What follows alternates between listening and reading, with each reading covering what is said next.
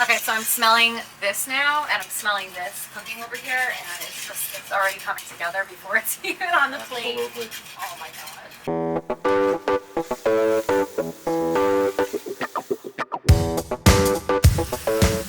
The ability of food to bring people of all walks of life together is something that I find amazing. Our differences, experiences, and journeys essentially fade away when we gather around a table to break bread together. New friends!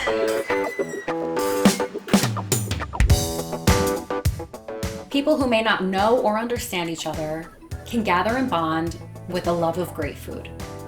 I'm talking about food that tastes, smells, and looks home-cooked. Made with love, nurturing, and of course, a story. Brings back memories.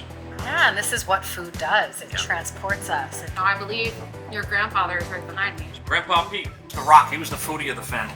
My mother, she taught me to cook. And my father's a chef.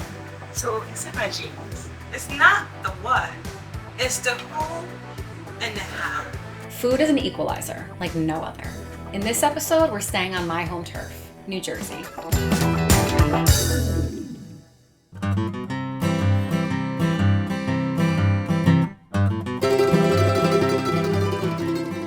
Luigino is a culinary trained chef with decades of experience in the industry, and last year he finally opened his own space, Luigino's Parmigiana in Montclair, New Jersey. The concept is inspired by his traditions, passion, and pride for his Italian roots. So who taught you how to make fresh pasta? My grandmother and my mom. They would put the big cloth on the bed Okay. and have a little pasta on On the there. bed? Yeah, on the bed because the table was too small to fit so many people coming over.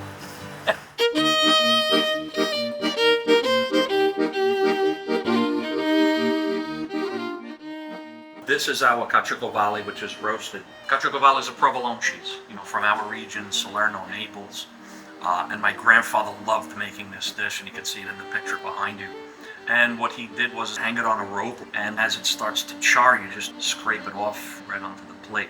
And it's just something that, we grew up with. It's almost like you brought your family and your roots Yep. to the table. These recipes have all been inspired and passed down by his family members, including his mother, his grandmother, and his grandfather. This isn't the traditional Italian-American food that you would normally find throughout New Jersey. This is Italian food like I've been transported to Italy and I'm sitting at my grandmother's kitchen table. I feel like you've taken me home to your family today. Thank you. It makes me feel happy that I'm able to bring my culture, my family, what they taught me, and then serve it to the customers and then watch their reactions. And that's what it's all about. I just really wish my dad was here because he would have really loved what we did. I believe he is.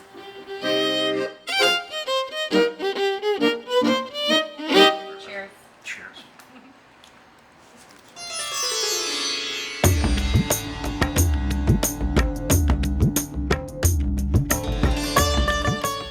Korai Kitchen is a restaurant in Jersey City, New Jersey, owned and operated by a dynamic mother-daughter duo. And she was with me all the time.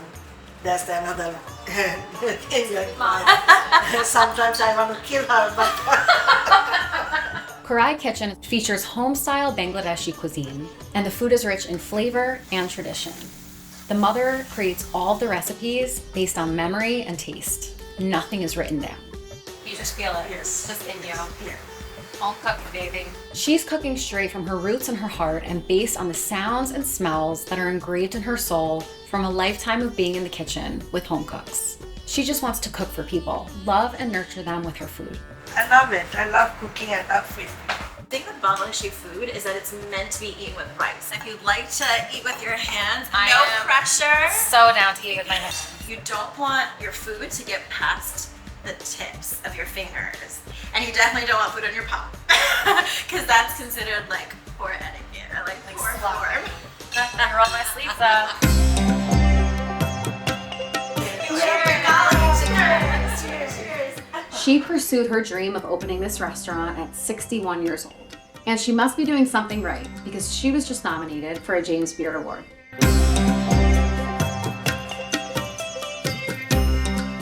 To me, eating is such an intimate experience. I think the energy that you put into what you make, and you put your love and your passion into food, that's you sharing energy that's part of yourself. And to give that to someone, I think is so intimate and so special that I do believe that people can taste that. And so I think that's why food is such a great connector, because it's just so, so special. And I feel really privileged and really lucky to be a part of something where people are either reminiscing and feeling nostalgic about the food, or be someone's first experience of having Bangladeshi food.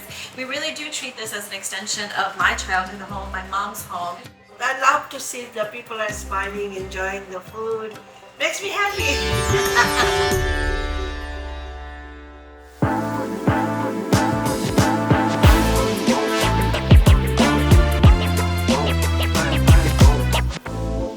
Cornbread Farm to Soul is a southern soul food restaurant located in Montclair, New Jersey. It's a fast, casual, farm-to-table concept centered around serving savory soul food. Owners Adina and Zaidi provide a warm and welcome environment for everybody to come to. They love to feed their guests authentic, delicious soul food made with fresh, locally sourced ingredients, centered around the food that Zaidi grew up learning to cook and loving to eat. She learned by watching her family cook, taste testing as they went, and she says that her tips for being a great cook are that you have to be born with a good palate and that you have to season your food as you go. It's just black out. That's what I'm doing. It's no good food, but tastes good. And what we've been able to magically put together is something from her heart, because quite naturally she is someone that is very heart in first. And when you walk into cornbread, you get a piece of that. And we're able to give people that humanity back. And it's not driven around any motive except for giving people really wholesome, good soul food.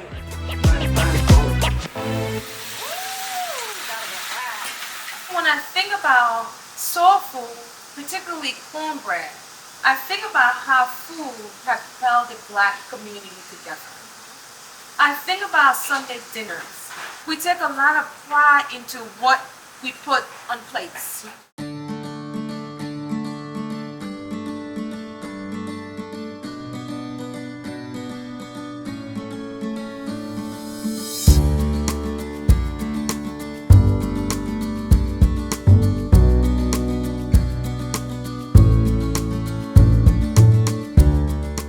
You guys have all welcomed me into your restaurants this week, which is your home away from home, I'm sure. And so I wanted to do the same for you today and cook you a meal in my home, welcome you into my kitchen, bring you all together.